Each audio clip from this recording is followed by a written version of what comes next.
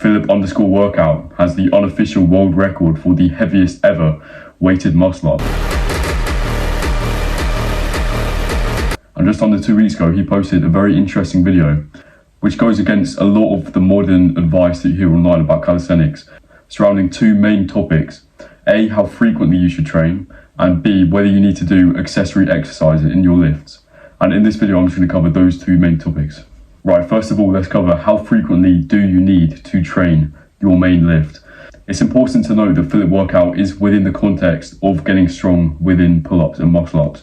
He isn't a bodybuilder or a powerlifter. He only cares about pull-ups and muscle-ups. And I think this is really important. If you want to be a bodybuilder, then obviously you have to care about more muscle groups. For example, your legs, you have to care about them more. And obviously your goal in whatever you're doing is going to change dramatically what you do to get to that goal. Your training will very differ based on your goal. And in this video, I will focus on the performance based training, yeah? So Philip Workout, his goal is to get a heavy weighted pull-up as heavy as possible and his muscle up as heavy as possible as well. So if you want that goal, then you should train like him. If you don't want that goal, then you shouldn't train like him.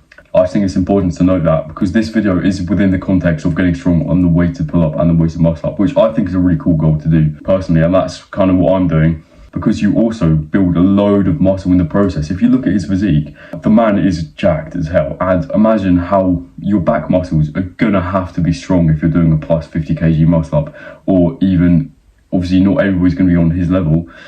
If you're doing weighted muscle ups, if you look at someone who does weighted muscle ups and then look at their back, it's gonna be so muscular, obviously. And also you have to be lean as well to do these skills. Anyway, now that that's covered up, I want to go over the main part, which is how frequently you should train. If your goal is mainly pull up and dip, you can train it 6 times per week even. I did that. I did pull-ups almost every day. I didn't feel bad on the trainings. I didn't feel unrecovered. Maybe sometimes, but when I felt unrecovered, I took it quite easy. But you can train it almost daily. If you build up to it, you can train daily. Sometimes you take rest when you overshoot the training, for example, yeah? So Philip has a very interesting perspective on this, and he says that you should train the movement almost daily.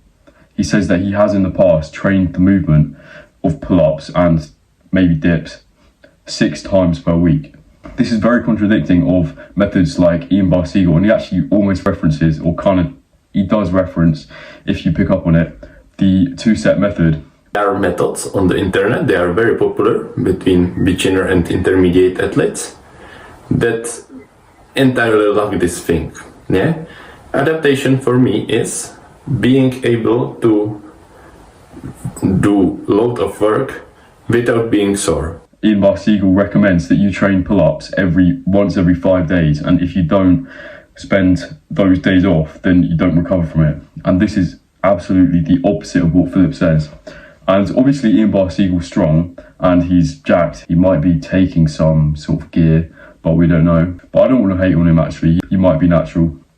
But anyway, Ian Barseghal recommends that you do 1 pull-up training workout. You only train your back once every 5 days. In my own personal journey, I've started training weighted pull-ups and pull-ups. So I've just got a pull-up by my house. And most days I'll do pull-ups. If I'm super sore, then I will take a rest day. I've only been doing this for a couple of weeks, by the way, but my back has grown a lot in this time. Obviously, maybe it's not optimal, and a lot of people say that, I'm going to run into injuries, but to my knowledge, Philip hasn't run into any major injuries in his whole 5 years of doing this. And almost everybody online would say this is overtraining, and that he needs to lower his volume and just take some more rest days. But the real question is, what is the purpose of, and what is the real benefit of doing pull-ups so often? And the answer to this is that your body gets adapted to the movement. So Philip_workout, his body is literally designed for the movement of pull-ups and muscle-ups. But his body has basically evolved and advanced itself and adapted itself for the purpose of doing pull-ups. His physique is built for pull-ups and muscle-ups. It's a simple rule, but the more you do something, the more your body adapts to it. This is just simple evolution. And the more you do pull-ups, the more your body is going to be better at pull-ups. And obviously you're going to need more muscle in your back for pull-ups. So your body is going to build more muscle in your back. It is as simple as that. Philip Workout also covers the idea of you being able to train pull-ups and not be sore the next day because of this adaptation to the movement. I also feel like this is a huge advantage because obviously you can't do it straight away. You can't just jump to doing loads of pull-ups. But I've actually also felt this myself when I've started doing more pull-ups, where I can basically essentially spam pull-ups. I do a lot of EMOM, which is every minute on the minute. If you haven't heard of this before, then I'd actually really recommend it because you can increase your time and progressively over time. Or you can just spam them in sets of 10 or whatever your strength is, you can just spam them.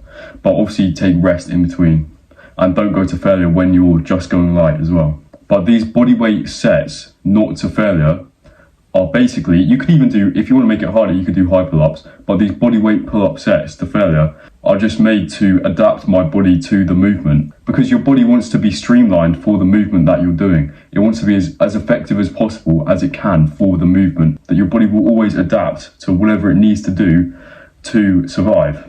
And you basically need to tell your body that it needs to lift a lot of weight on a pull-up and a muscle-up and maybe a dip in order to survive. So that's the first part of the video covered.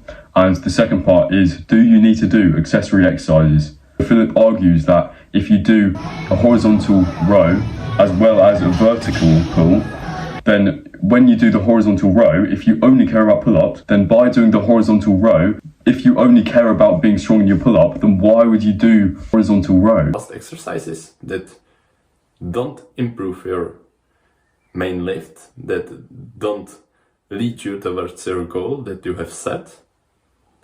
If so, like, put them away, they waste your recovery, and probably do the main lift instead. Yeah? People think that they won't grow their biceps from pull-ups. That's bullshit. You don't need to do biceps isolation. There's many criticisms of this style of only doing horizontal pull. The first one that I'm going to cover is, are you actually building your back in an optimal way if you're only doing one movement? Because, for example, pull-ups don't really hit the upper back as well as the lats. So surely you're not going to cover your upper back as much as you could by just doing pull-ups and ignoring this range of motion from a bodybuilding perspective. I mean, to this, I would just say that Philip Workout has a massive upper back anyway.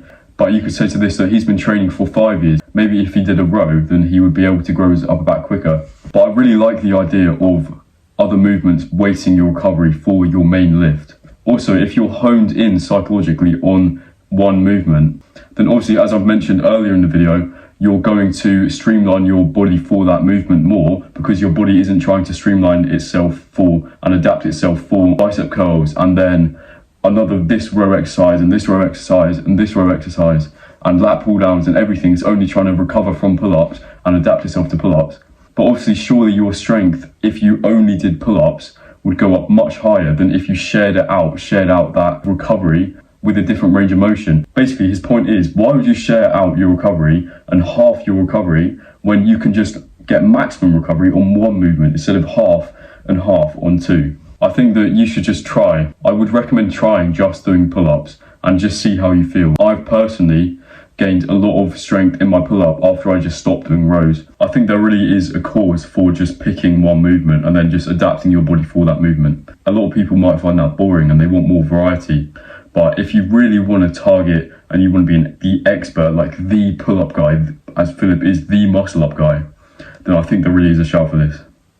I hope this video was interesting, and be sure to give it a like and subscribe if you want more.